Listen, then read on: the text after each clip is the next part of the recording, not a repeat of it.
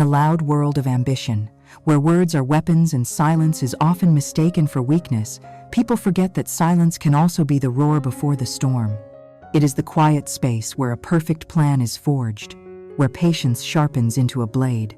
And on this particular Tuesday morning, in the sterile, glass-walled main auditorium of Innovate Dynamics, the air was crackling with a manufactured storm of applause and anticipation. On the stage, bathed in a spotlight that made his expensive suit gleam, stood Marcus Thorne. He was the company's golden boy, the director of project management, and today, he was its savior. He was speaking to thousands of investors, analysts, and employees, all watching through a meticulously produced live stream. The topic was Project Prometheus, a revolutionary AI system that had single-handedly pulled the company back from the brink of irrelevance. Marcus spoke with an easy charisma, his voice smooth and confident as he described the project's architecture, its power, its limitless potential. He spoke of late nights, of personal sacrifice, of the vision that he alone had possessed. But the most important person watching was not in that room. She was miles away, in the quiet darkness of a private control center, her face illuminated only by the glow of a dozen monitors reflecting the live feed. Her expression was unnervingly calm, her posture relaxed, a stark contrast to the high-stakes performance playing out on screen. This was Alara Vance, and the masterpiece Marcus was so eloquently claiming as his own was the very work that had cost her everything. She was the ghost of Prometheus, its true architect, fired in utter humiliation so that this man could stand on her shoulders and touch the sun. Today, however, she had not returned to reclaim her work or to beg for an apology. Those were currencies for a world she no longer belonged to. No, she was here simply as an audience member, a special guest at a tragedy she herself had directed, a play where the villain was about to write his own final, pathetic act. Her finger hovered over a single, unmarked key on a sleek black keyboard. The system was hers. The stage was set. Marcus paused for dramatic effect, smiling at the camera, a perfect picture of corporate success as he prepared to deliver his triumphant closing line. And as he opened his mouth, Alara's gaze sharpened, the calm finally giving way to a cold, precise focus. The storm was finally here. She pressed the key. To understand the cold, calculated precision of that single keystroke, you have to rewind the clock. You have to go back a full year, before the betrayal, before the public humiliation, before the silent, meticulous planning of revenge. You have to understand the bond that was broken, and the two people at its very center, the architect and the showman. Alara Vance was a woman who spoke more fluently in Python than in English. In the boisterous, backslapping world of corporate tech, she was an anomaly, an island of quiet intensity. She found her solace not in team-building exercises or after-work drinks, but in the clean, irrefutable logic of a well-written algorithm.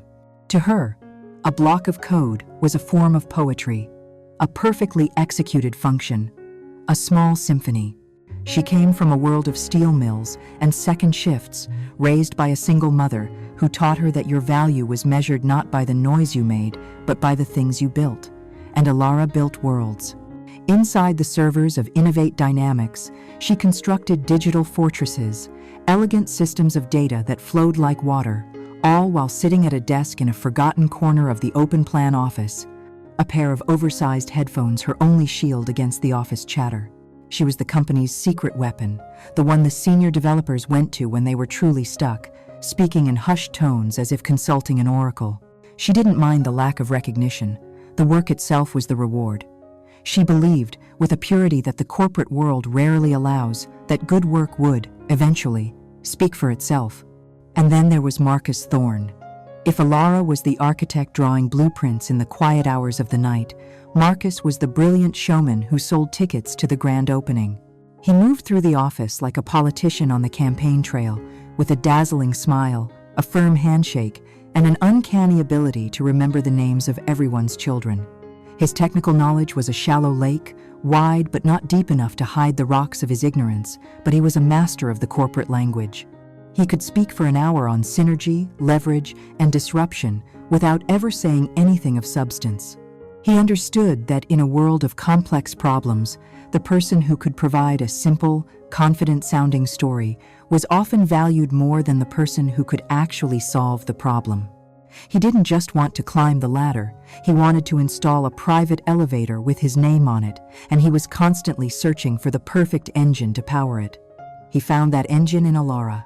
Their partnership began on a failing project, a data migration system that was months behind schedule and bleeding money. The previous manager had been fired, and the team was in disarray. Alara, after weeks of silent analysis, had devised a solution, a complete rewrite of the core logic that was so elegant, so counterintuitive, that no one in management could grasp it. They saw risk.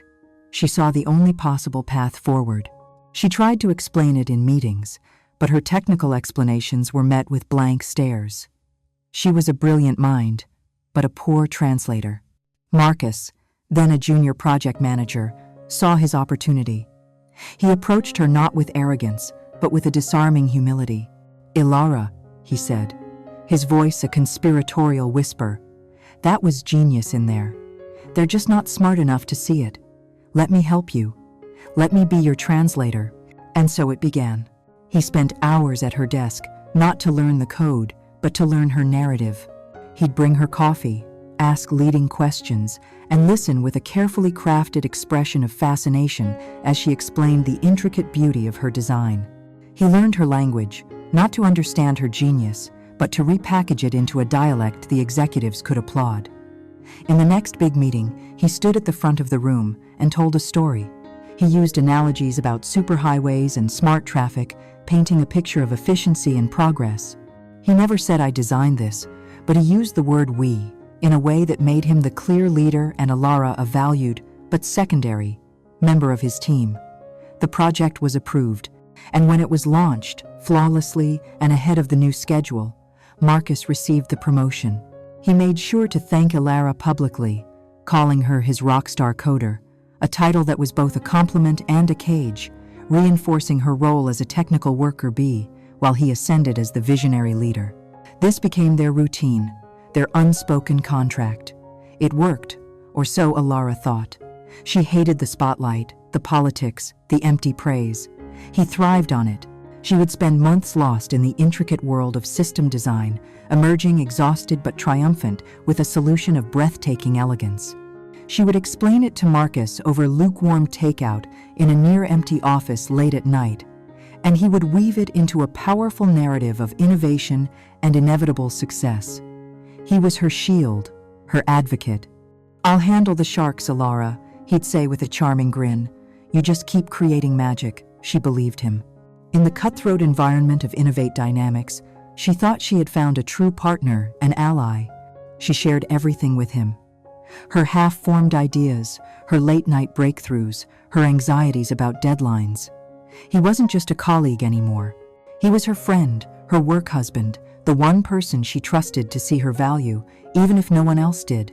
This was the foundation they built together, a bedrock of her genius and his ambition, cemented by a trust that, for one of them, was as disposable as yesterday's coffee cup. She saw a partnership. He, however, saw the perfect stepping stone. The partnership between the architect and the showman flourished in the quiet corners of the office, but it was a company-wide crisis that would drag their dynamic into the harsh, unforgiving light. Innovate Dynamics was bleeding.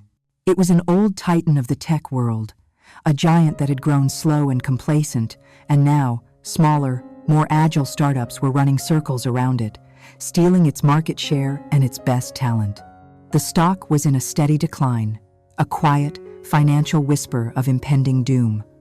Morale on the office floor was even lower. The company needed more than a new product. It needed a resurrection. The call came from the top. Richard Sterling, the CEO, a man carved from financial reports and shareholder expectations, issued a company-wide challenge. Bring him a game changer. Bring him an idea so disruptive it would not only stop the bleeding, but remind the world why they had been a titan in the first place. The response was a flood of lukewarm, recycled ideas. New features for old software, marketing campaigns with new buzzwords. It was rearranging the deck chairs on a very expensive, slowly sinking ship.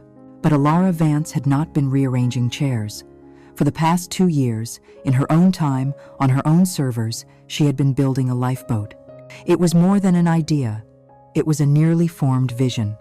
A predictive AI engine that used a proprietary learning model to analyze market trends, consumer behavior, and geopolitical shifts with a terrifying 94% accuracy. It could anticipate what people wanted before they knew they wanted it. It was the ultimate competitive advantage. She called it Prometheus because it was about bringing a new kind of fire, the fire of true foresight, to the mortal world of business. The project was her soul translated into code, and for that very reason, she was terrified to present it. She knew the idea was revolutionary, but she also knew her own limitations. She could not sell it. So, with a heavy heart and a knot in her stomach, she went to Marcus. When she laid out the blueprint for him in a small, windowless conference room, Marcus didn't just see a brilliant idea. He saw the express elevator to the penthouse suite he had been dreaming of. His eyes lit up with a predatory gleam that she mistook for shared excitement. "Alara," he breathed, his voice filled with awe. "This is it. This is the one." He promised to help her refine the pitch, to package it, to make it undeniable. He kept his word. The presentation he built around her work was a masterpiece of corporate theater. They presented it to Sterling and the executive board a week later. Marcus stood at the front, commanding the room with his polished narrative and confident posture. Alara sat at the table, a silent partner, ready to be called upon. And she was. As soon as Marcus finished, Sterling, a man who didn't care how a watch was made as long as it told the correct time, began to drill down. His questions were sharp, precise, and purely technical. They sliced right through Marcus's charismatic facade. After a moment of panicked rambling, Marcus had no choice but to turn to his architect. "Alara," he said, with a practiced smile, "perhaps you can speak to the finer points of the core matrix." And she did. For 10 minutes, the corporate jargon fell away. Alara spoke about neural networks and data ingestion protocols with a quiet, intense passion. The room was silent. In that moment, Sterling saw the true engine of the project. He saw the genius. He was impressed, but also unnerved. Her language was not the language of profit and loss he was comfortable with. He understood power and presentation. He didn't fully understand creation. A few days later, he called Alara to his office. Alone, it was her first time on the top floor. The city spread out below the panoramic window like a circuit board. Sterling got straight to the point. "You are the mind behind this, Miss Vance." "I'm not a fool." Alara felt a wave of relief. "But ideas," he continued, steepling his fingers, "even brilliant ones, are worthless if they cannot be sold to the people who write the checks. You are a genius, but Marcus, he is a salesman. You and he are two sides of a necessary coin." He then leaned forward, lowering his voice. He spoke of a new position he was considering, a role for a true visionary to guide the company's technological future. Chief Innovation Officer. "This project is your audition," Sterling said, his eyes locking onto hers. "Marcus will be the public face of Prometheus. He will handle the board, the press, the politics. You, Miss Vance, you stay in the lab, you deliver the technology, you make this thing real. And that office," he gestured to a large, empty one next to his, "that title is yours. This stays between us." A CEO's promise. The promise changed everything for Alara. It was the validation she had craved her entire career. It was a chance to finally have her voice heard, to lead, to shape the future on her own terms. The promise became her North Star. For the next year, she gave Prometheus everything. Her apartment became a second office, the walls covered in whiteboards dense with algorithms. Her diet consisted of coffee, and whatever the delivery service brought. Friendships faded into unanswered text messages. Birthdays were missed calls. She worked with a singular, ferocious focus. Marcus would visit periodically, a cheerful ghost in her machine, bringing pastries and asking for top-level updates for the suits. He never once looked at a line of code. He was simply there to harvest the fruits of her labor, to gather the talking points he would use in his increasingly frequent progress reports to Sterling. Alara didn't mind. She was fueled by the promise. Every line of code, every sleepless night, was a brick in the road to her future, a future guaranteed by the most powerful man in the company. She saw Marcus's showmanship as the tax she had to pay for her own quiet nature, a temporary inconvenience on the path to her ultimate goal. She was forging the most complex and powerful AI the world had ever seen, and she was doing it in silence, believing her sacrifice would soon be rewarded. She was building the beautiful, intricate stage upon which she was destined to be betrayed. And she did it all with a hopeful heart, motivated by a promise that had the weight of a cloud and the sincerity of a wolf's grin. A year can be an eternity when measured in lines of code and sleepless nights. For Alara, the year after Sterling's promise was a blur of caffeine, complex problem-solving, and a singular burning focus. She had poured all of herself onto the digital canvas of Prometheus. It was more than a project. It was a testament to her entire life's philosophy that dedication and brilliance would be rewarded. And finally, after 12 months of relentless effort, Phase 1 was complete. The theoretical monster was alive. In the company's secure servers, Prometheus was breathing, learning, and predicting with an accuracy that even she found breathtaking. It was the proof of concept that would unlock the final, massive round of funding and cement the project's legacy. It was the finish line. The executive board meeting was scheduled to present the results. A few days prior, Marcus approached her desk, his expression a perfect blend of excitement and strategic seriousness. "Alara, this is it," he began, leaning against her cubicle wall. "Phase 1 is a home run, and it's all because of you. Now, we have to sell it to the board. You know how these guys are. They don't want the raw data. They want the story. Let me go in there and give them the performance of a lifetime. I'll make them feel the future. You'll be right there with me, my secret weapon. When they get into the weeds with the technical questions, I'll pass the baton to the genius in the room. What do you say? We're a team." A year ago, she might have hesitated. But now, she was exhausted. And more importantly, she was a believer. She believed in the project, she believed in their partnership, and most of all, she believed in the private promise Sterling had made to her. This presentation felt like a mere formality, the final act of the play, before she was called to the stage to take her bow. "Okay, Marcus," she agreed, managing a tired smile. "Just make sure they understand how revolutionary at Island." He grinned, a wide, reassuring smile. "Don't you worry, they'll be naming a building after us." That night, she compiled a 60-page technical brief for him, a document detailing every nuance, every breakthrough, every elegant solution she had engineered. She was handing him the script, the talking points, the very soul of her creation, trusting that he would be her voice. The boardroom was an imposing space of dark mahogany and cold leather, designed to make people feel small. The vice presidents and department heads sat with grim expressions, while Richard Sterling presided from the head of the table, his face unreadable. Alara took a seat just behind Marcus, a supportive shadow, her heart swelling with a quiet pride. This was her work. This was about to change everything. Marcus began, and at first, everything was as they had planned. He was a master storyteller, weaving a tale of market challenges and technological triumph.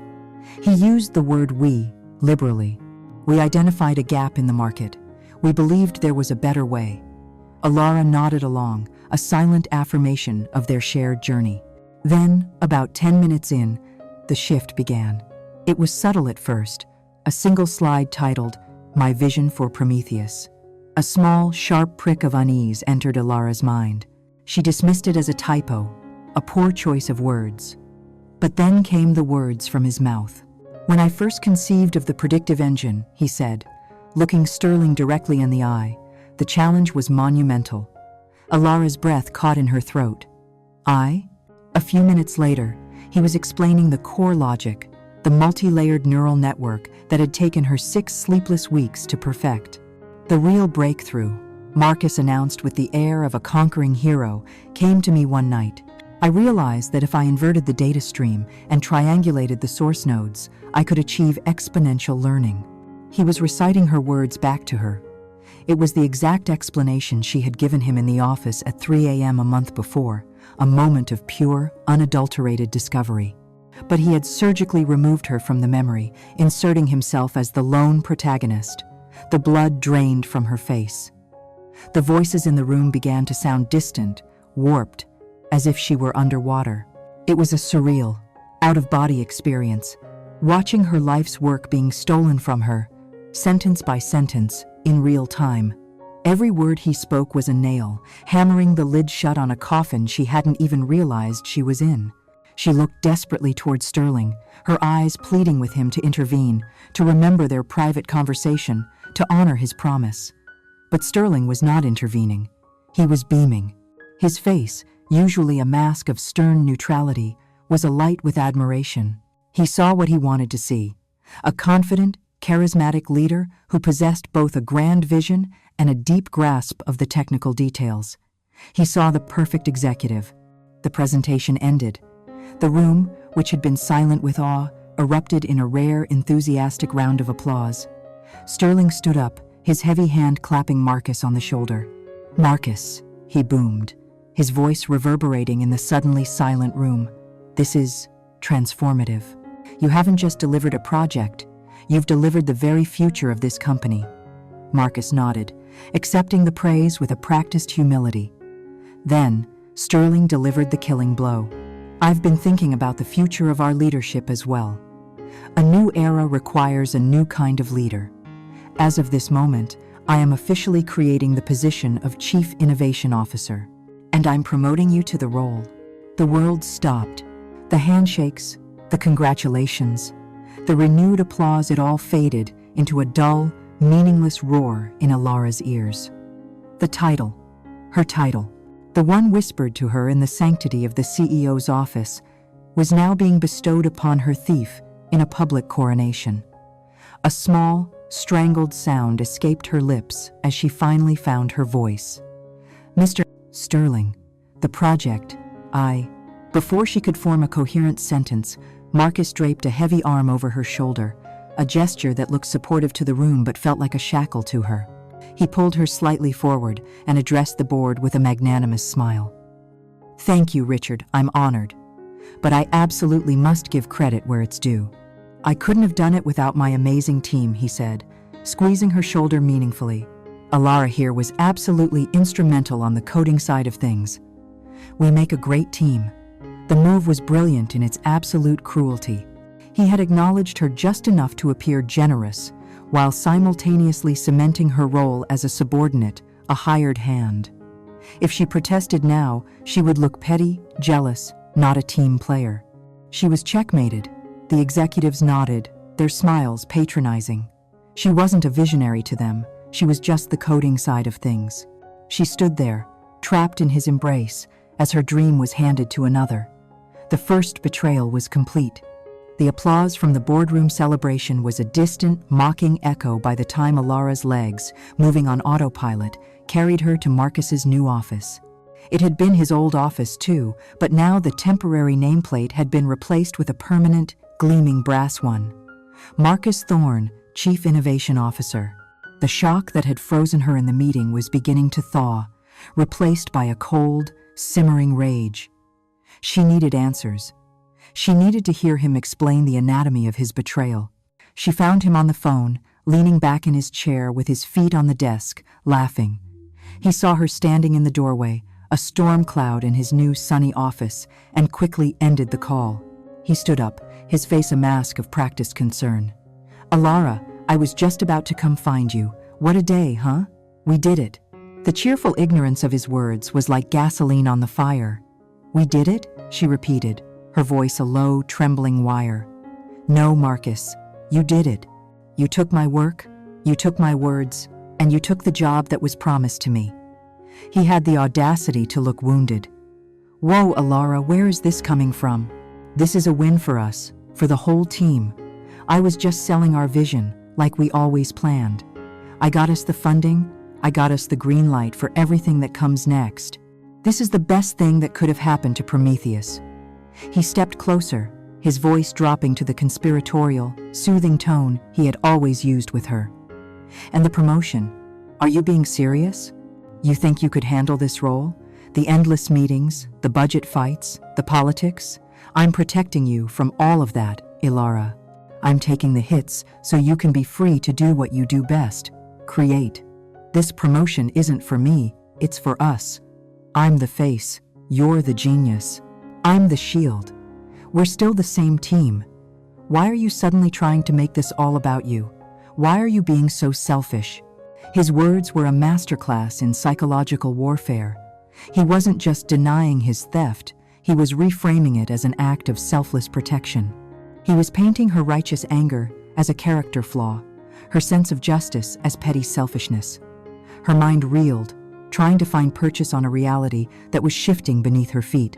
He was telling her that the theft of her dream was, in fact, a gift. She stumbled out of his office, not with the angry clarity she had sought, but with a dizzying, nauseating sense of confusion. Had she misunderstood everything? Was she the one in the wrong? Clinging to one last piece of solid ground, she requested a meeting with Richard Sterling. The promise, a CEO's promise. Those words had been her mantra for a year. They had to mean something. She had to wait 2 agonizing days for a 15-minute slot in his schedule. Days she spent replaying every conversation, every line of code, every sacrifice, questioning her own memory. The meeting, when it finally happened, was nothing like their last one. The warmth, the conspiratorial tone, was gone. Sterling was cold, impatient, his arms crossed over his chest. She began haltingly, her voice shaking as she reminded him of their private conversation, of his exact words. "You told me the project was my audition," she pleaded, her voice cracking. "You told me the title was mine." Sterling listened without a flicker of emotion. When she was finished, he sighed, a sound of pure annoyance. "I said it was an audition, Miss Vance, and you performed your role. You delivered the technical components, but an audition has multiple parts." Marcus, in his presentation and in his leadership over the past year, proved he could inspire confidence. He proved he could sell the vision to the people who matter. In this company, that is the more valuable skill for an executive. The promise was not denied, just rendered meaningless, a footnote in a larger, unwritten contract of corporate pragmatism. Then, he went on the attack. "Frankly, I'm disappointed in your attitude," he said, his voice hard as ice. "This jealousy, this inability to celebrate a colleague's well-deserved success, it's not a good look. Marcus was gracious enough to praise you as a key part of his team. I suggest you learn to act like it before you develop a reputation as someone who is not a team player." He had taken her pain and labeled it jealousy. He had taken her truth and called it a bad attitude. She walked out of his office not just without her promotion, but without her dignity. The final pillar of her reality had crumbled into dust. She felt unmoored, adrift in a sea of lies. She needed an ally, a witness, someone to tell her she wasn't crazy. She turned to Chloe, a senior marketing specialist she'd always considered a friend, someone who knew how the company worked. They met for coffee in the noisy, sterile cafeteria, a place so devoid of warmth it felt like a hospital for ambition. Ilara poured out the whole sordid story, the promise, the betrayal, Marcus's twisted logic, Sterling's cold dismissal. Chloe listened patiently, nodding in all the right places, her face a perfect portrait of sympathy. When Ilara finished, emotionally exhausted, Chloe reached across the table and patted her hand. "Oh, Ilara," she said softly, "that is just awful. It is completely and totally unfair. You were robbed." Ilara felt a surge of relief. Finally, someone understood. But then Chloe continued, her voice shifting from sympathetic to pragmatic. "But you have to be smart about this. What's your endgame here? You go to HR. It becomes your word against the new Chief Innovation Officer and the CEO. Who do you think they'll believe? You fight this publicly, and you won't be the wronged hero. You'll be labeled as the bitter, difficult engineer who couldn't handle seeing her male colleague succeed. It's not right, but it's the truth. She took a sip of her latte, her eyes meeting Ilara's over the rim. My advice? Say nothing. Keep your head down, do your work, and wait for this to blow over. Making waves right now is career suicide. The advice, meant to be kind, was the cruelest blow of all. Chloe wasn't offering her support, she was teaching her the rules of surrender. She was confirming that the twisted reality Marcus and Sterling had created was the one she now had to live in. The gaslighting was complete. Her abuser had told her his crime was a favor. Her boss had told her she was the problem for noticing. And now, her friend was telling her to accept her fate in silence. She was alone, utterly and completely alone. Chloe's advice, as chillingly pragmatic as it was, proved to be prophetic. Ilara, having neither the energy nor the allies to fight, retreated into a shell of silence. She thought that if she simply put her head down and did the work, the storm would pass. She was wrong. She had mistaken the eye of the hurricane for a clear sky. The overt betrayal was over. Now began the slow, methodical process of erasure. It started with the meeting invitations. A calendar notification would pop up for a Prometheus Phase 2 strategy session, and the entire core team would be on the list, except for her. The first time, she assumed it was an administrative error and quietly asked Marcus about it. He was breezy, almost condescendingly cheerful. "Oh, that," he said, waving a dismissive hand. "That's just a high-level budget meeting. All boring numbers and PowerPoints. I'm saving you from death by 1,000 slides. I'll fill you in on anything you actually need to know. You just keep your magic fingers on the keyboard." Anything you actually need to know became the new company line for her exclusion. A whole new corporate vocabulary was invented to define the meetings she was not a part of. Stakeholder alignment calls, synergy workshops, blue sky sessions. She was no longer the project's architect. She was a freelance coder, a hired hand being fed instructions from a great height.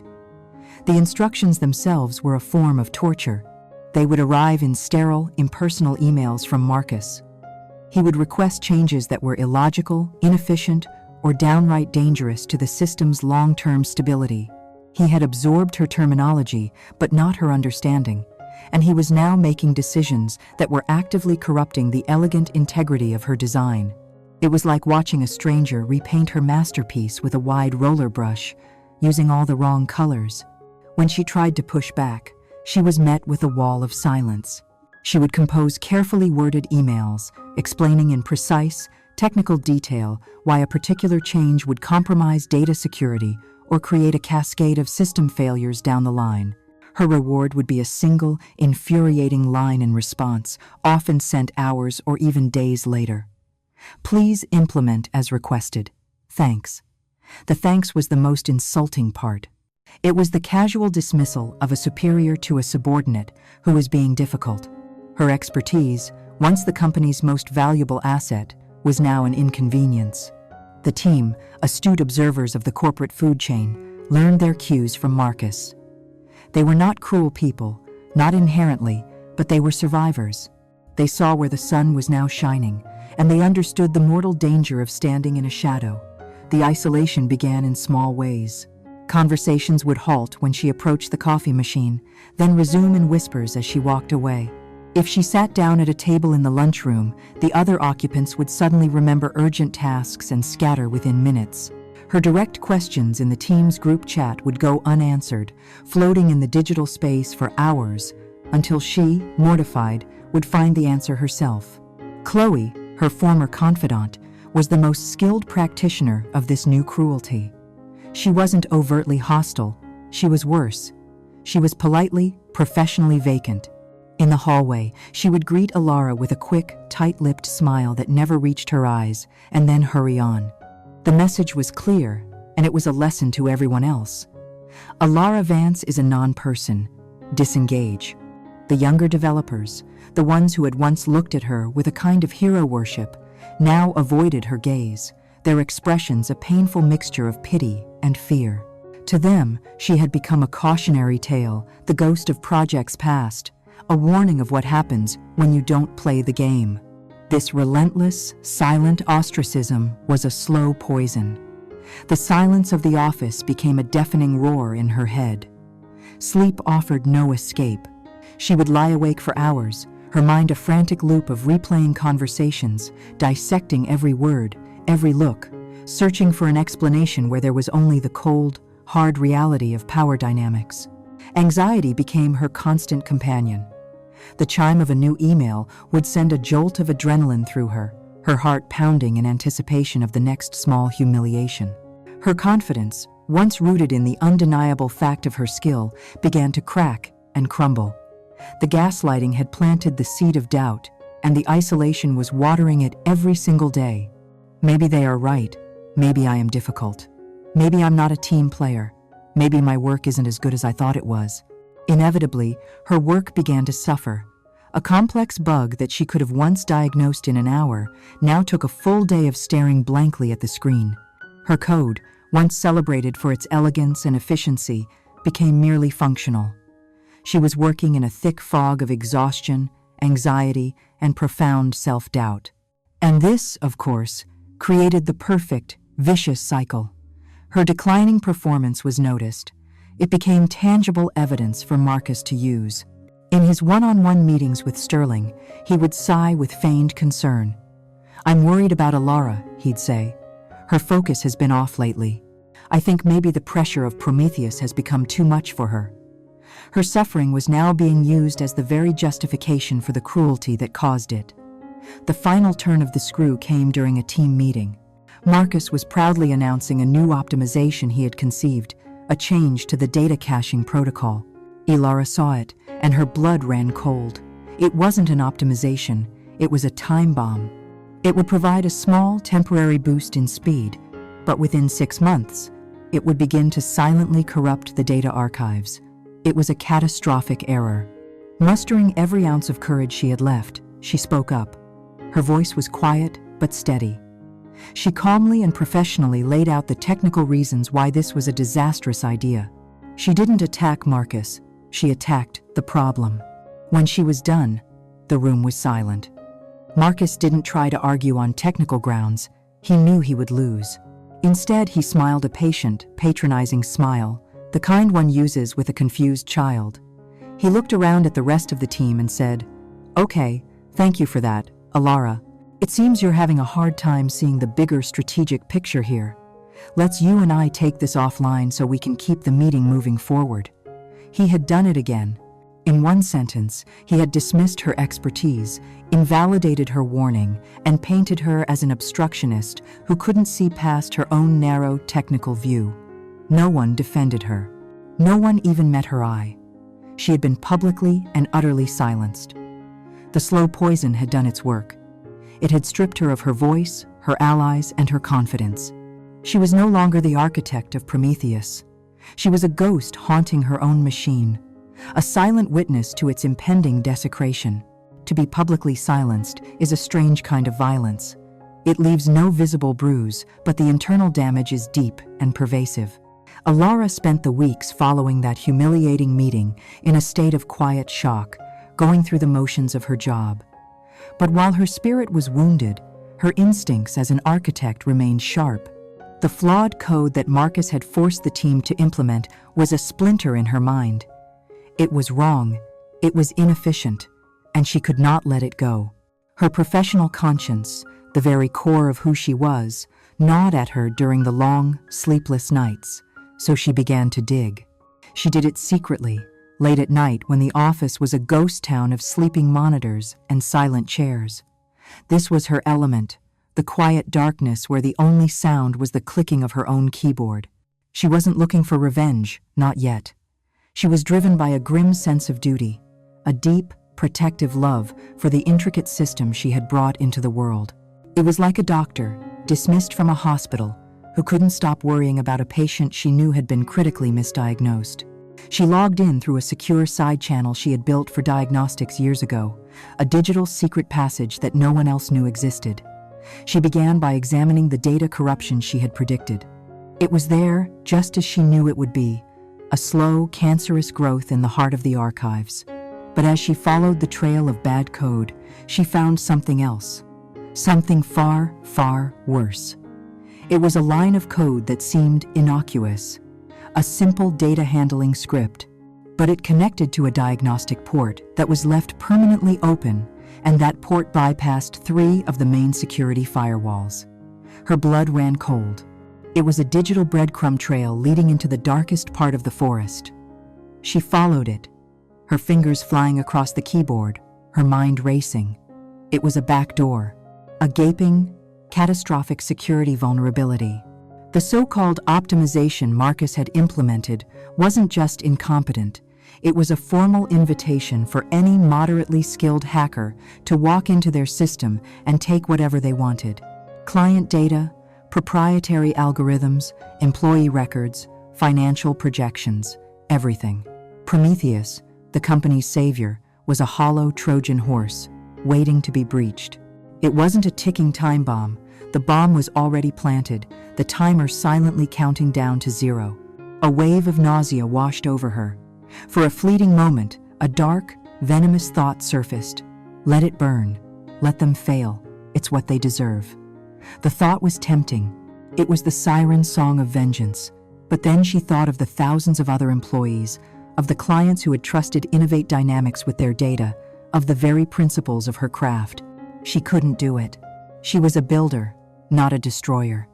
But she knew a simple, quiet warning would be ignored, deleted, and denied. She had to create a record, an undeniable, time-stamped, professional record. She worked through the entire night, fueled by a grim resolve. She compiled a formal, 30-page report, detailing the vulnerability with cold, clinical precision. She didn't write a single word of accusation.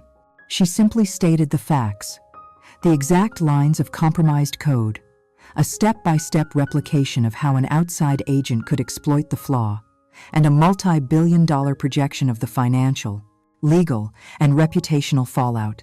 The report was not a complaint, it was a fire alarm. At 6 a.m., just before the first of the morning shift arrived, she addressed an email to Marcus, to Richard Sterling, and crucially, to David Peterson, the straight-laced, by-the-book head of corporate security. She attached the report, gave it a high-priority flag with the subject line Urgent, Critical Security Vulnerability in Project Prometheus, and hit send. A small, hollow sense of relief washed over her. She had done her duty. The problem was now theirs to solve. Marcus saw the email pop up on his phone before he even got to the office. The subject line alone made his stomach clench.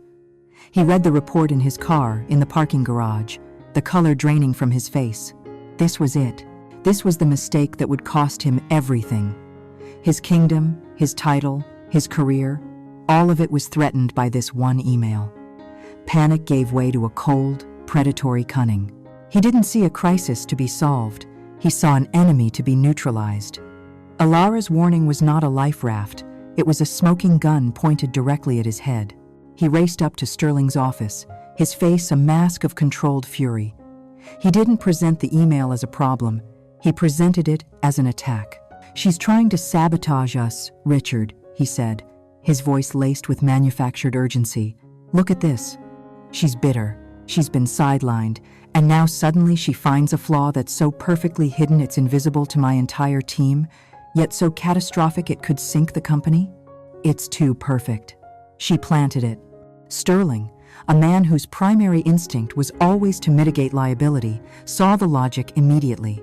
If the flaw was real, and they admitted Alara found it, the board would ask why she was ignored in the first place.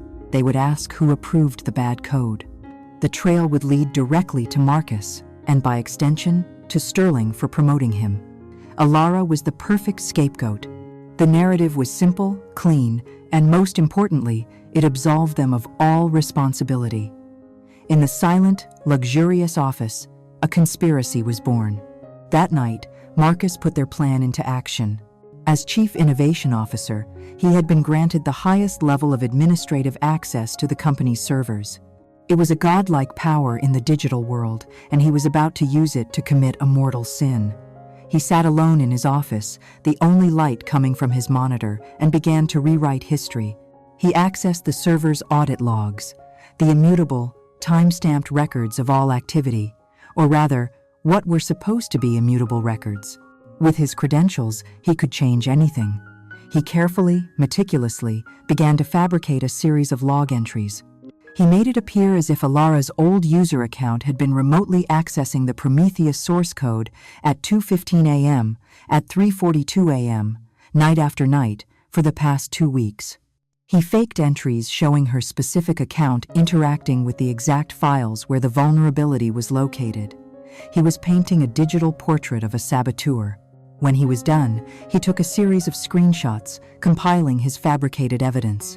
He wrote a formal, confidential memo to Sterling and HR, detailing a pattern of suspicious and unauthorized activity from Alara's account, which he had heroically uncovered.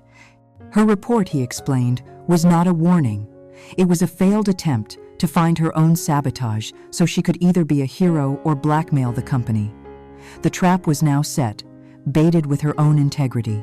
She had sounded the alarm to save the ship, but the captains had no intention of fixing the leak. Instead, they were busy painting her name on the side of the gaping hole and preparing to tell the world that she was the one who had tried to sink them all. The email containing her report was sent into a void, and for 48 hours, the silence from that void was absolute. Alara existed in a state of suspended animation, a tense, humming anxiety underlying every moment. She expected a quiet, urgent summons from IT security, perhaps a tense, closed-door meeting with Sterling. She walked into the office on the third day with a sense of grim resignation, believing that the truth, however ugly, was about to be dealt with. She did not, and could not, anticipate the manner of its arrival. At 10 a.m., sharp, an email from Sterling's executive assistant landed in every inbox on the Prometheus team. The subject was blunt. Mandatory all. Hands meeting. Prometheus team. The location was the main auditorium. The time was in 1 hour. There was no agenda. A ripple of nervous energy spread through the office. These kinds of meetings were rare, and they never meant good news.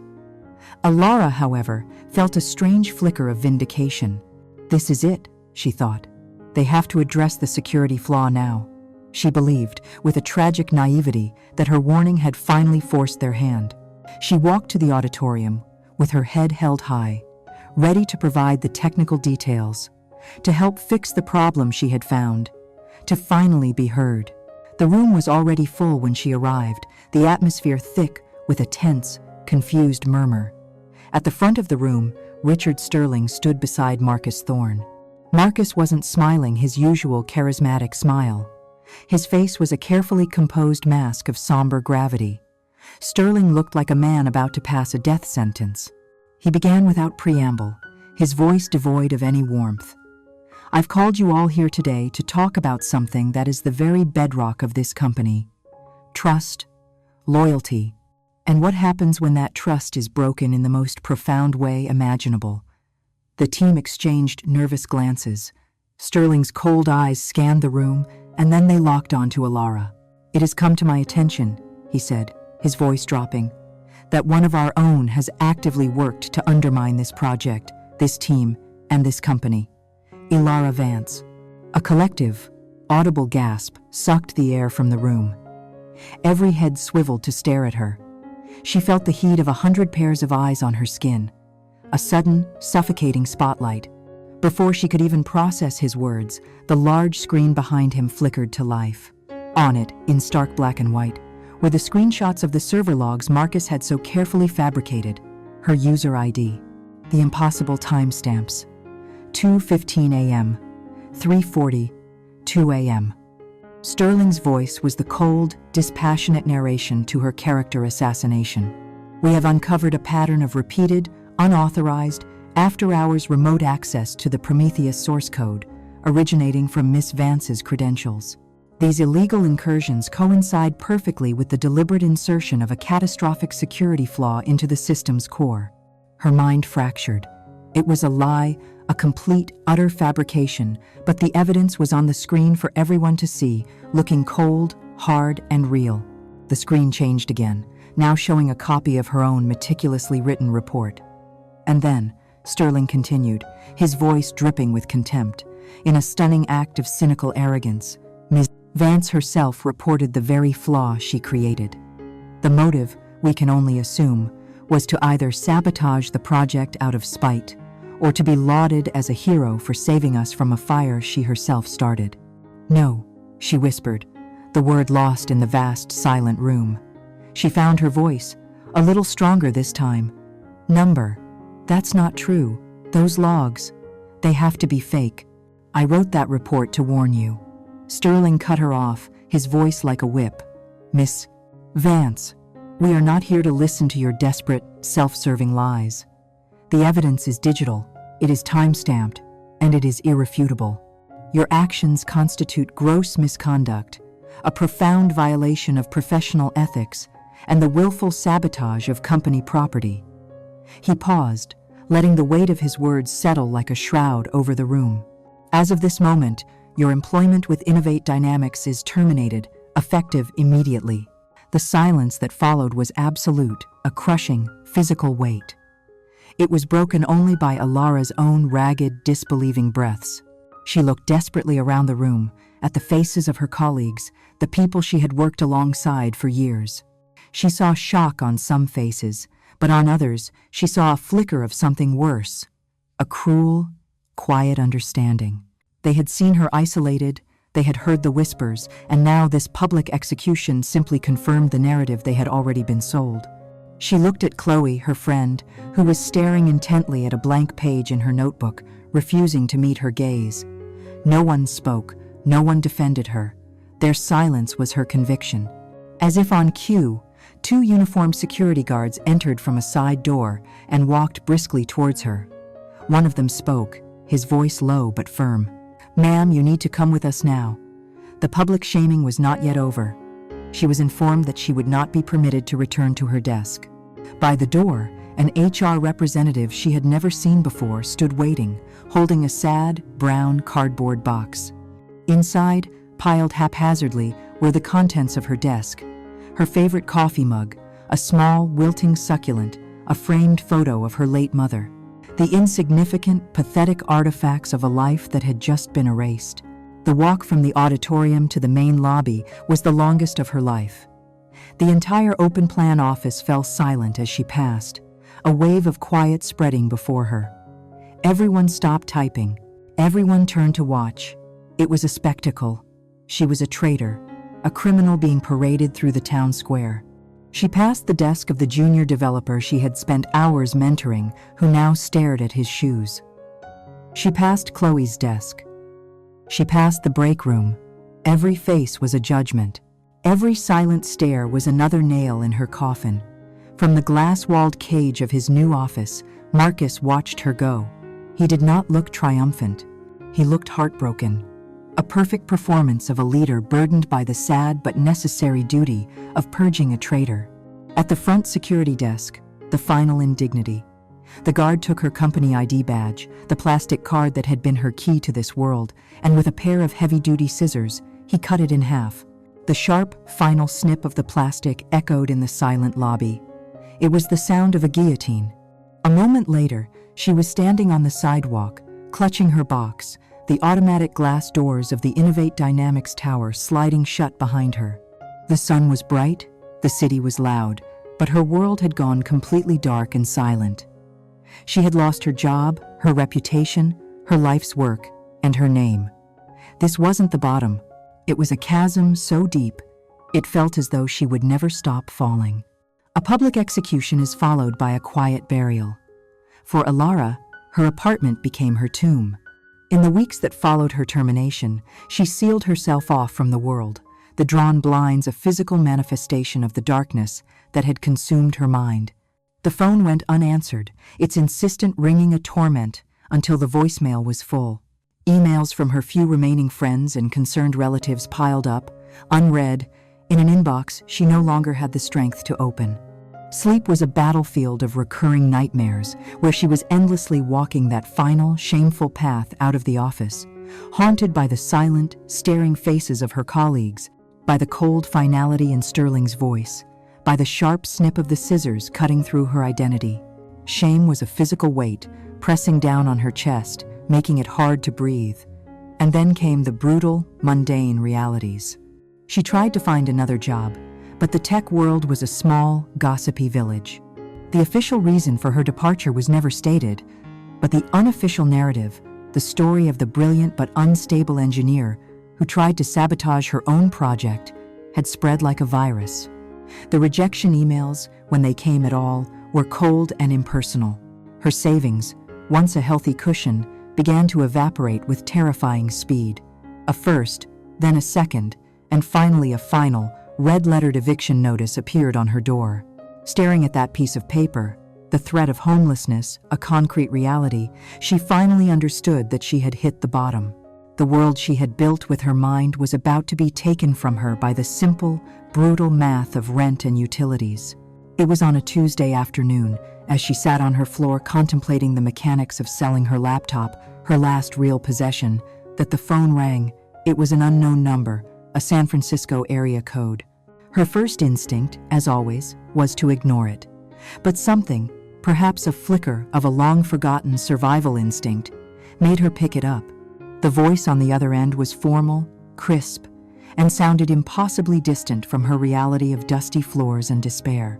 He was a junior associate from a law firm named Covington, Crestwood, and Finch, a name that sounded like old money and unbreakable contracts. He asked if he was speaking to Alara Vance, daughter of the late Sarah Vance. He then requested an urgent, in-person meeting regarding the estate of a Mr. Alistair Vance.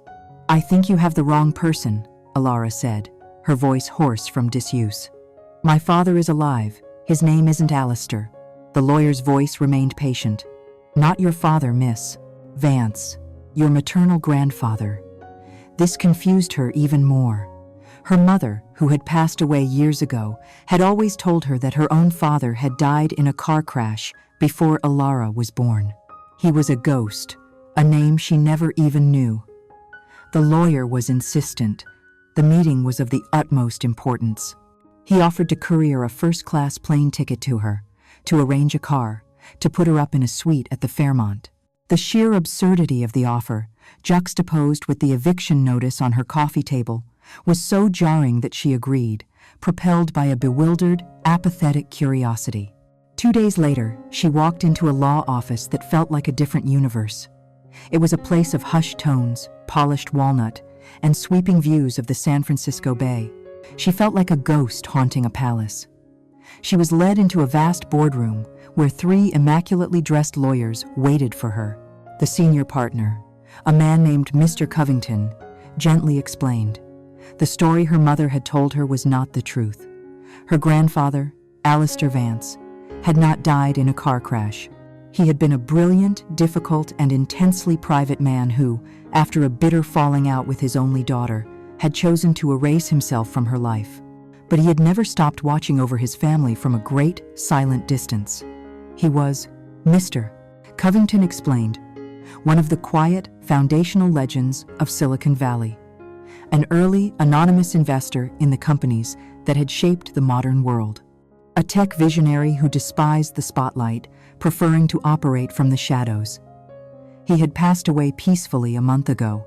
For the last decade, he had used private investigators to follow Alara's life, her education, her career. He saw in her a kindred spirit, a brilliant builder, and he had been immensely proud. And, in a will that was ironclad and indisputable, he had named her, his only living descendant, the sole heir to his entire estate. Mr. Covington began to list assets. Stock portfolios in tech giants, real estate holdings in Palo Alto and Lake Tahoe, a collection of patents for foundational software. The numbers were so large they were meaningless, abstract concepts that her mind couldn't grasp. Then, he pushed a heavy, leather-bound portfolio across the table. "The bulk of the estate, and your new primary asset, Miss Vance," he said, "is his private venture capital firm. It's called Vance Capital Holdings." Alara stared at the embossed logo, trying to process the fact that she was no longer facing eviction, that she was now incomprehensibly, impossibly wealthy. But the lawyer wasn't finished. "VCH has a diverse portfolio," he continued, "but Alistair always liked to make 1 or 2 large, strategic investments in mid-cap companies he felt were undervalued but had significant untapped potential. He paused, letting the silence hang in the air before delivering the final, earth-shattering blow. Its largest single holding, representing a 34% controlling interest in the company, is in a firm called Innovate Dynamics. The room tilted. The hum of the city outside the window faded away. The eviction notice, the job rejections, the walk of shame, the snip of the scissors, Marcus's smug face, Sterling's cold eyes, it all flashed through her mind and then vaporized, incinerated by this single, impossible fact. A tidal wave of emotions crashed over her. Shock, a strange grief for the grandfather she never knew, utter disbelief. But as the wave receded, it left something new on the shore of her consciousness. It wasn't joy. It wasn't even relief. It was a cold, hard, diamond-like clarity. The universe hadn't just handed her a lifeboat. It had handed her a fully armed battleship. The scales of justice had not just been balanced, they had been obliterated. The architect within her, the builder of systems who had been dormant and broken, suddenly awoke. She saw the new landscape, the new variables, the new, immense levers of power that were now, suddenly, in her hands.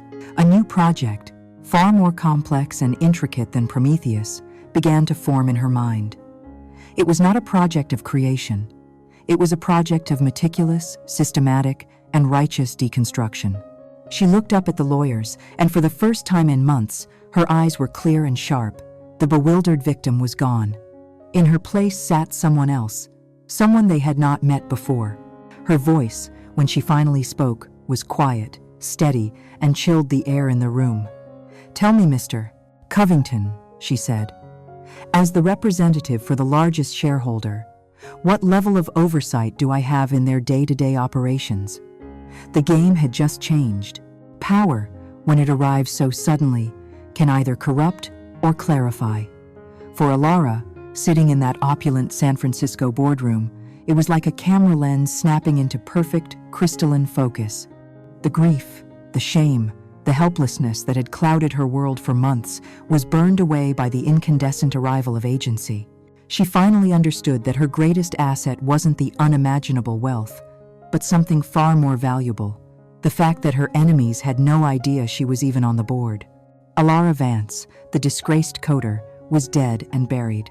In her place now stood the will of Vance Capital Holdings, an invisible, powerful, and deeply motivated force. Her first and most important strategic decision was to maintain that invisibility. She instructed her new army of lawyers and financial advisors that they were to be her voice, her sword, and her shield. Her name was never to be mentioned in any correspondence. She was the ghost in the machine. Her first move was not an attack, but a subtle, brilliant repositioning of the entire battlefield. Following Alara's precise script, Mr. Covington, acting as the public face of the new leadership at VCH, requested a formal meeting with the board of Innovate Dynamics. The news of a new, aggressive entity controlling the Alistair Vance shares had already made Sterling and his board nervous. They agreed to the meeting with a sense of trepidation. Covington, calm and authoritative, did not speak of projects or personnel. He spoke of corporate governance, accountability, and restoring shareholder value. He then proposed a new bylaw, a good faith measure to improve transparency. Henceforth, all major shareholder meetings and company-wide town halls were to be professionally recorded and live-streamed to all registered investors. He framed it as a modern, progressive step. In an age of misinformation, he argued smoothly, direct, unfiltered communication is the best way to build confidence. Sterling and the board hated the idea. It stripped them of their ability to control the narrative, to spin and to polish. It exposed them to a new level of raw scrutiny, but they were trapped. Their single largest shareholder was making a suggestion that was clearly a demand. To refuse would be a red flag. It would look like they had something to hide. With strained smiles and gritted teeth, they voted to approve the bylaw. Without knowing it, they had just agreed to build the very stage upon which their downfall would be broadcast to the world. With the stage being built, Alara began to gather her ammunition.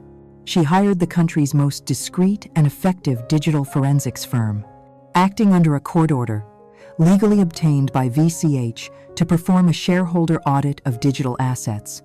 a team of specialists was granted access to Innovate Dynamics offsite, deep archive disaster recovery servers, the kind of redundant backups that a conceited, short-sighted amateur like Marcus would never even think about. It took them less than a week. They found the original, unaltered server logs from the nights surrounding the frame-up. The digital fingerprints were pristine and undeniable. They showed normal, minimal system activity. When compared with the logs Marcus had presented, the forgery was laughably obvious. The forensics report proved, beyond any shadow of a doubt, that the logs had been accessed and modified by a user with CIO-level administrative credentials on the morning before her termination. She now had irrefutable proof of the crime. Next, she went hunting for the confession. She remembered a gift given in a time of friendship that now felt like a different lifetime. For his birthday the previous year, she had given Marcus a top-of-the-line smart pen, a gadget that could record audio while transcribing his notes to a cloud server. He was arrogant and careless. He used it for everything. Working with her lawyers, she legally gained access to the cloud account associated with the pen, framing it as another company asset tied to the former CIO's activities. For 3 days, she sat in a quiet room, listening to hundreds of hours of Marcus's life. Boring budget meetings, sales calls, mumbled reminders. And then, she found it. An audio file dated the week after she was fired. The location data tagged it to his office. It was a conversation between him and Chloe. His voice was unmistakable, gloating and victorious. She actually thought Sterling's promise meant something, he laughed. A cruel, ugly sound. She's a brilliant coder. I'll give her that. Handed me the whole damn project on a silver platter. The logs were a work of art, Chloe. The perfect narrative. She never knew what hit her. And then Chloe's voice, not just complicit, but admiring. You played it perfectly, Marcus. The second betrayal was now just as documented as the first. She saved the file, labeling it simply, The Reckoning. The final piece of the trap fell into place a month later. Innovate Dynamics, riding high on the perceived success of Prometheus, announced its upcoming quarterly all-hands meeting. It would be a celebration of their success and a platform for their new CIO, Marcus Thorne, to lay out his grand vision for the company's future. It would also be the very first meeting to be held under the new livestream bylaw. Alara's team at VCH immediately sent a formal memo to the board. Citing the company's recent, unfortunate internal security issues, a delicious, unspoken irony, they insisted that for a broadcast of this importance, a specialized, third-party, ultra-secure presentation platform must be used. They even recommended a vendor, a new, cutting-edge company called Aegis Presentations. Aegis Presentations was, of course, a shell company Alara had established 2 weeks earlier. The software was a Trojan horse of her own design. On the surface, it was a sleek, professional, and completely functional program. But built into its core, invisible to any IT scan, was a backdoor that gave a single, anonymous administrator complete and total control. From her new command center, Alara could see the presenter's private notes in real time. She could seamlessly inject her own slides into the presentation deck. She could override the main display at any moment, and she could play audio and video files directly into the live feed, piped into the ears of thousands of investors and employees around the world. The pieces were all in place. Alara sat in her control center, no longer a dark, lonely apartment, but a state-of-the-art facility staffed by her own trusted technicians. On one monitor, she had the forensics report, displaying the forged logs next to the real ones. On another, the audio file, The Reckoning, was queued up and ready to play. And on the vast, central screen, she had the admin control panel for the Aegis software, a silent god's eye view into the presentation Marcus was, at that very moment, loading onto his laptop. The showman was about to give the performance of his life on a stage she had built, with a script she had secretly rewritten for an audience of the entire world. All he had to do was show up. And so we returned to the stage. We returned to the bright, hot lights of the Innovate Dynamics auditorium, to the hum of the live stream cameras, to the moment where the architect's trap is set and the showman is about to walk into it. Marcus Thorne is at the apex of his power, basking in the glow of adoration. He has just been introduced by a fawning Richard Sterling as the visionary leader for the future of this company. He strides to the podium, a conquering hero, his smile radiating a confidence so absolute it borders on divine. He launches into his keynote address, a symphony of stolen valor. He speaks of integrity, of passion, of a culture of fearless innovation. He uses the words I and my like a drumbeat, hammering his ownership of Prometheus into the historical record. When I first envisioned Prometheus, he declares, his voice resonating with theatrical sincerity, many people, good people, said it was impossible. But I have always believed that the impossible is simply the starting point for true innovation. He paces the stage, a master of his domain, his eyes sweeping across the captivated audience and into the camera lens, connecting him to the world. He builds to his grand crescendo, clicking his remote to advance to what he believes is his final, triumphant slide. The screen behind him shows the Prometheus logo under a single, bold heading, The Future. Marcus turns, positioning himself in front of it, the logo like a halo over his head. He smiles, a wide, brilliant smile of ultimate success. Prometheus is more than just code, he says, his voice dropping to an almost reverent hush. It is a testament to the fact that a single, clear vision, pursued with relentless, unflinching dedication, can change the world. It is the culmination of my work, my sacrifice, and it was built, from the ground up, by me. It is the final word, me, that Alara has been waiting for. In her silent control center, miles away, her finger closes on a key. On the stage, the screen behind Marcus flickers. Just once. He doesn't notice, but a few people in the front row do. He continues smiling, waiting for the thunderous applause. It does not come. Instead, a low, confused murmur begins to ripple through the auditorium. Marcus's smile tightens. He glances behind him. The Prometheus logo is gone. In its place is a stark, black and white document, a side-by-side comparison. On the left, a column is labeled in cold, block letters, Original Server Logs. On the right, another column, Fabricated Logs, presented by M. Thorne. The entries he forged are highlighted in a damning blood red. His smile evaporates. His mind struggles to process what he's seeing. He thinks it's a technical error, a prank. He turns back to the audience and forces a laugh. Ah, he says, his voice suddenly a little too loud. Looks like we have a little ghost in the machine today. The murmur in the room grows louder, the confusion curdling into suspicion. The livestream chat, visible on monitors throughout the venue, begins to explode with question marks. Before Marcus can say another word, the screen changes again. Now, it displays the File Properties window for a document titled Project Prometheus Initial Draft. The author is listed clearly, Alara Vance. And below it, the creation date, the 17th of October, 2 full years ago. Now, the murmur becomes a roar of shock. In the front row, Sterling is half out of his seat, his face ashen, his eyes wide with dawning horror. He understands. This is not a glitch. This is an attack. On stage, Marcus is openly panicking. He's tapping furiously at his laptop, clicking his remote, but the Aegis software has locked him out completely. He is a puppet, and his strings have just been cut.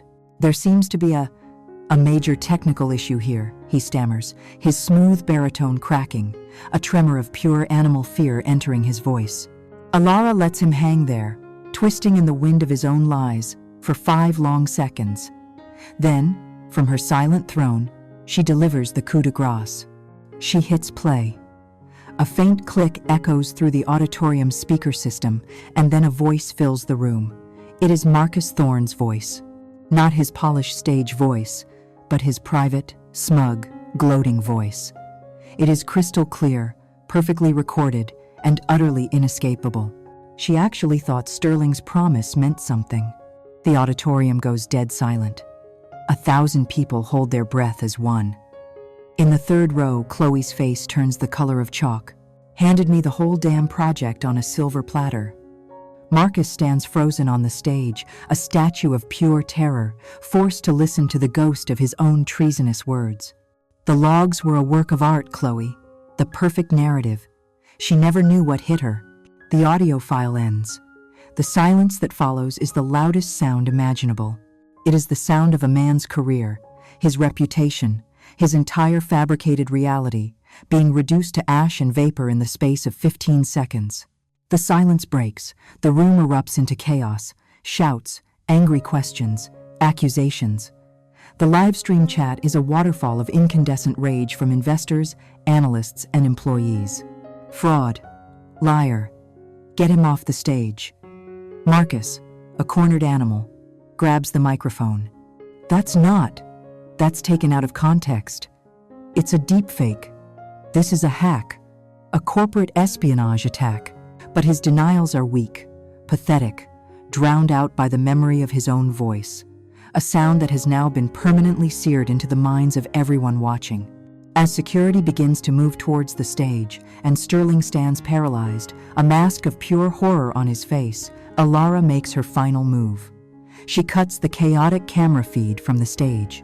On the giant screen behind Marcus, and on every screen watching the live stream around the world, the image changes one last time. It is no longer a document. It is a live video feed. It is a close-up of a woman's face. She is calm, her expression unreadable, her eyes looking directly into the lens. She is in a dark, quiet room, illuminated by the glow of monitors. She does not look angry. She does not look triumphant. She looks, simply, like she is in control. It is Alara Vance. The ghost in the machine has finally revealed herself, and she doesn't have to say a single word. The image of Alara's calm, determined face hung on the giant screen, a silent verdict presiding over the chaos in the auditorium. For a long moment, the entire room, the shouting investors on the live stream, the panicked executives, the stunned employees was held captive by that silent gaze. They finally understood. This wasn't a hack. It was a hostile takeover of reality itself. Then, as if summoned by her own digital ghost, the main doors at the back of the auditorium swung open. Two men in sharp, dark suits entered first, flanking a figure who moved with an unnerving, quiet purpose. It was Alara. She was no longer the frightened, humiliated victim who had been dragged out of this building months ago. She was dressed in a simple but impeccably tailored dark dress, an armor of quiet power. She didn't rush. She didn't raise her voice. She simply walked down the central aisle, her lawyers from Covington, Crestwood, and Finch falling into step behind her like a royal retinue. The sea of employees parted before her. She walked past a shell-shocked Chloe, past the terrified faces of her former team, and did not stop until she reached the stage. She ascended the steps, took the microphone from the podium beside a now catatonic Marcus Thorne, and turned to face the room. The silence was absolute. Her voice, when she spoke, was not loud, but it filled every corner of the vast space. "Good morning," she said, her tone as level and calm as a frozen lake. "My name is Alara Vance, and I represent your largest shareholder, Vance Capital Holdings. The performance is now over. The real meeting will begin." Her words were a death sentence. On the authority of VCH, an emergency board meeting was convened on the spot. What followed was a swift, brutal, and surgically precise cleansing. Marcus Thorne, stammering about lawsuits and slander, was met by uniformed police officers at the stage door. He was not just fired, he was being investigated for felony corporate fraud and shareholder deception. His show was over. Richard Sterling, sputtering about procedure, was informed by Mr. Covington that Vance Capital Holdings was calling for his immediate and unconditional resignation. Faced with the irrefutable evidence and the collapse of his authority, he had no choice. His reign and his career had evaporated in an instant. Days later, the dust had begun to settle. Alara now sat in Richard Sterling's former office, the one on the top floor with the panoramic view of the city. Her assistant buzzed to inform her that Chloe was there to see her. Chloe entered the office like a supplicant approaching a queen. Her face was pale, her eyes red-rimmed from crying. She launched into a torrent of apologies, a desperate, pathetic plea for absolution. "Ilara, I am so sorry," she wept. "I was weak. I was scared of him. I should have stood up for you. I should have said something. Please, I have a mortgage. I have kids. Please don't let me lose my job because of his mistakes." Ilara listened patiently, her expression unreadable. She let the silence hang in the air for a long moment after Chloe had finished. Then she gestured to the box of tissues on her desk. "I understand, Chloe," she said, her voice surprisingly gentle. "It was a difficult situation. Fear can make people do things they regret. I believe everyone deserves a second chance to prove their loyalty." Chloe looked up, a wild, desperate hope in her eyes. "In fact," Ilara continued, leaning forward, "I have a new opportunity I was just thinking about. We're expanding, and I need a strong, experienced manager to head up our new data analytics outreach center. It's a significant leadership role, a fresh start. Would you be interested?" Chloe was overcome, sobbing with a relief that was painful to watch. She thanked Ilara profusely, promising her eternal loyalty, her undying gratitude.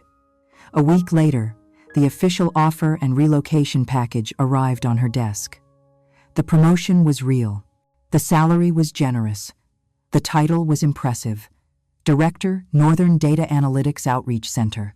And the location, specified in the fine print of the contract she had already signed, was Utqiagvik, Alaska, a remote town on the shores of the Arctic Ocean. It was a one-person office. It was not a second chance. It was a sentence, a professional and literal exile to the frozen, isolated edge of the world. Ilara's forgiveness was a blade wrapped in silk. Her justice was cold, precise, and left no loose ends. That evening, Ilara stood alone at the vast window of her new office, looking down at the endless grid of city lights. The world that had once crushed her was now a map laid out at her feet. She hadn't just wanted revenge. She had wanted to restore order to a system that had rewarded the corrupt and punished the brilliant. She had learned a hard lesson. The world doesn't give you justice. You have to build it yourself, with better, stronger, and more ruthless code than your enemies. There is a quiet, dangerous power in being underestimated. The world is full of loud voices and grand gestures, but it is often the silent ones who are truly listening, observing, planning, and building. Never, ever underestimate the silence of a person who has endured too much, for in that silence, they are not surrendering, they are reloading. The sentences for the traitors have been served, but the Game of Thrones in the corporate world is never truly over. New kings and queens are crowned, but their seats are never secure. Join us next time for another story from the front lines of the concrete jungle.